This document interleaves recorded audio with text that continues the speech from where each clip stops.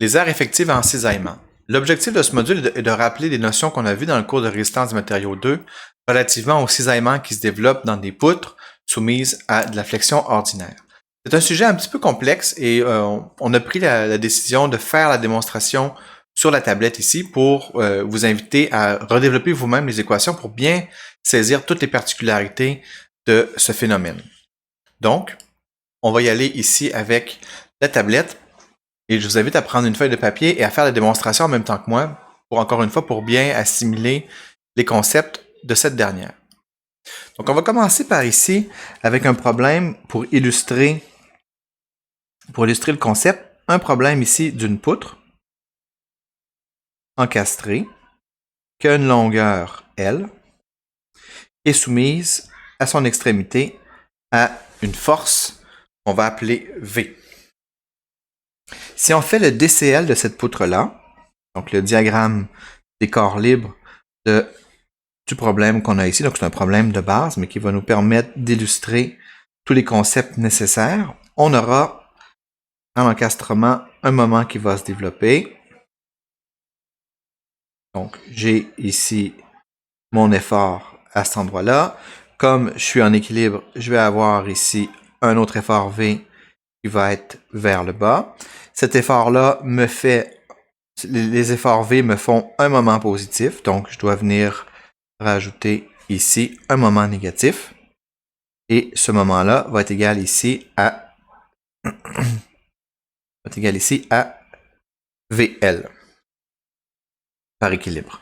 Et je me rajoute ici un système d'axes pour définir les contraintes qui se développent dans ma poutre. Donc ici, je me suis donné un système d'axes X, Y. Maintenant, si je m'intéresse au diagramme V et M,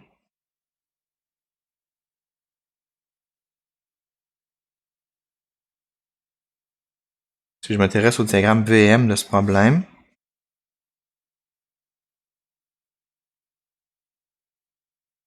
premièrement, je vais remarquer que sur ma poutre, ici,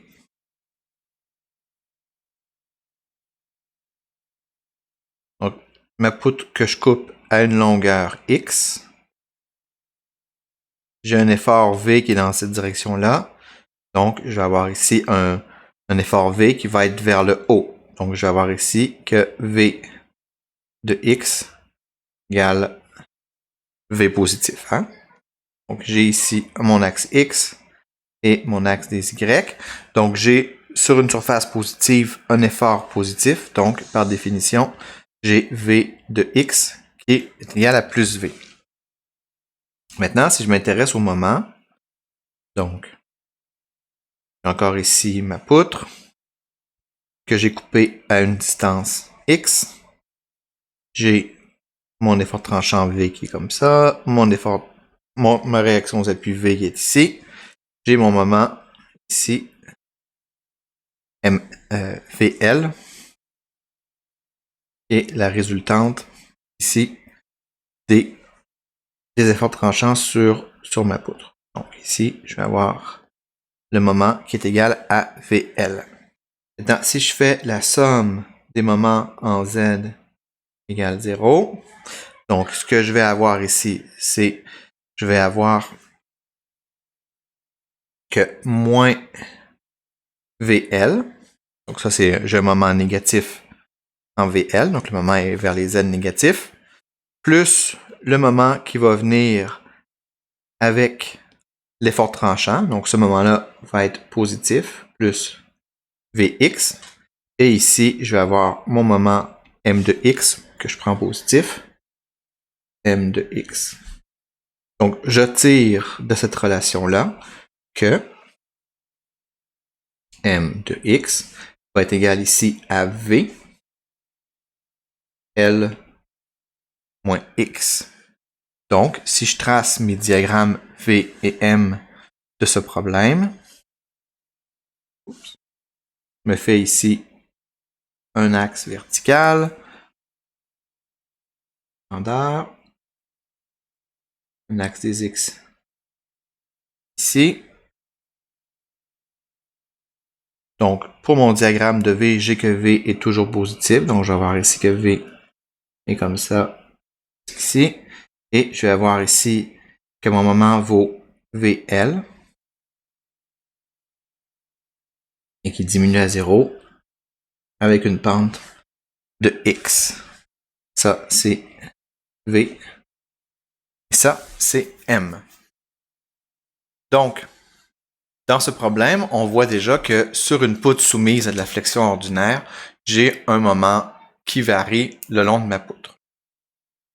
Donc, si on se souvient maintenant de ce qui se passe sur une poutre, on a que la contrainte sigma x en valeur absolue est égale à mc sur i. Donc, dans ce problème-là, comme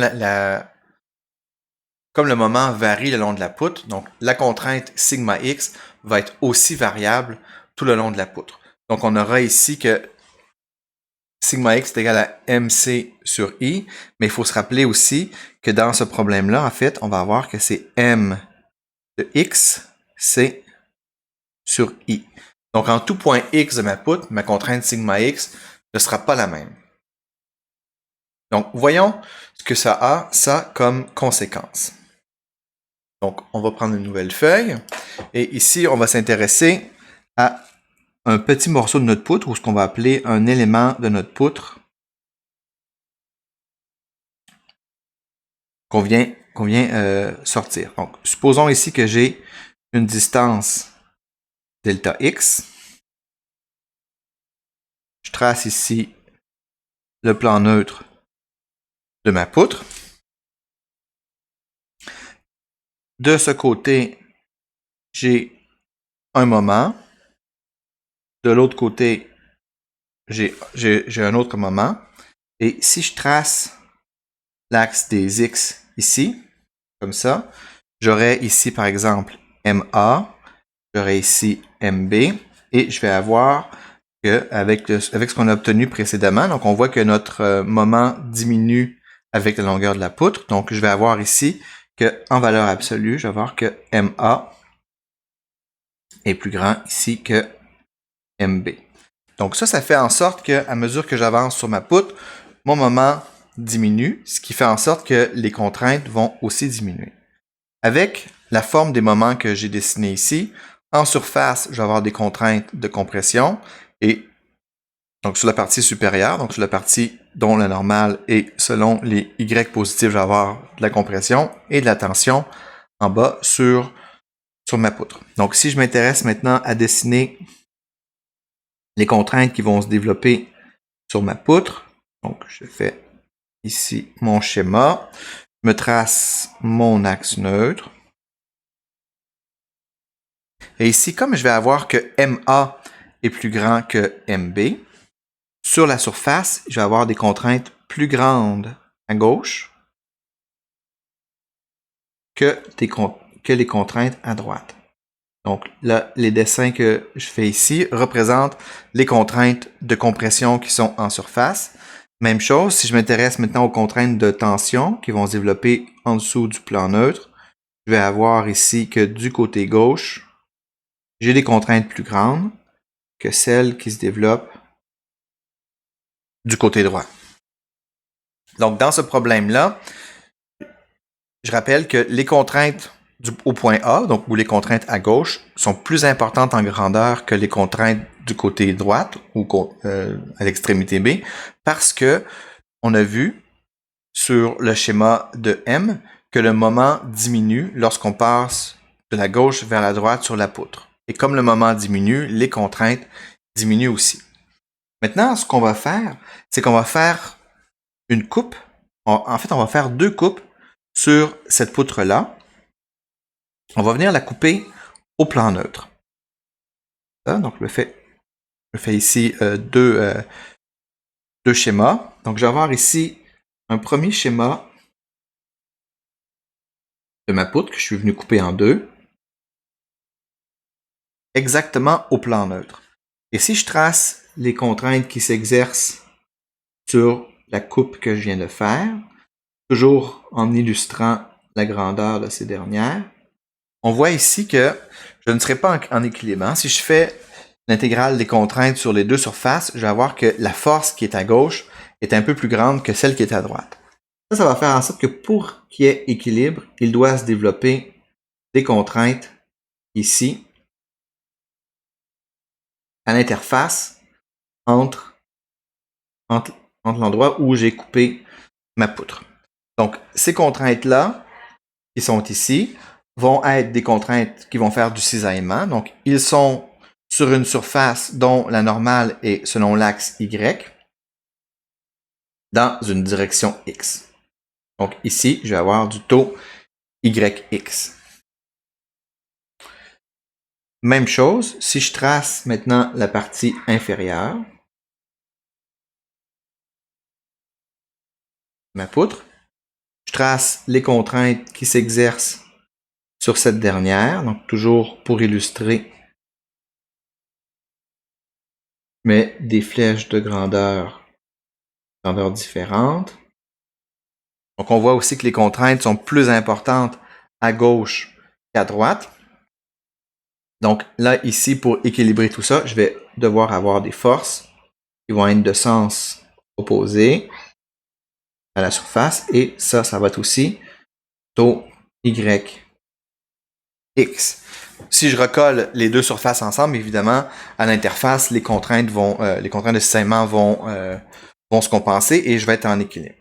Donc, on voit ici que si je fais des coupes successives sur ma structure, comme j'ai de la flexion ordinaire, comme j'ai un moment qui varie le long de la longueur, il faut qu'il se développe des contraintes de cisaillement dans l'épaisseur de ma poutre pour pouvoir m'assurer que je reste en équilibre.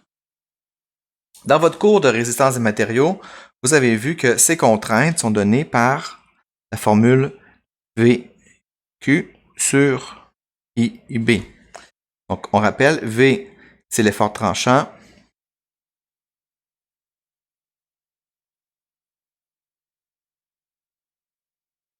Q, c'est le premier moment de section.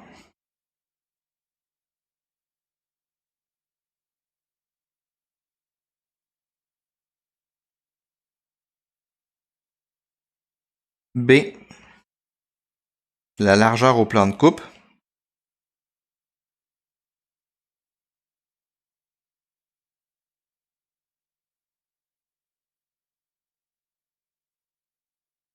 Et I, c'est le second moment de section.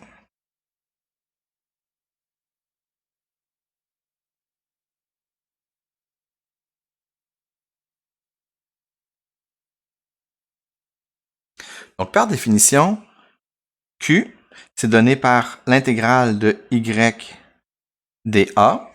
Donc ça, c'est lorsqu'on a de la flexion autour de Z. Et c'est donné par l'intégrale de Z dA lorsqu'on a de la flexion autour de Y.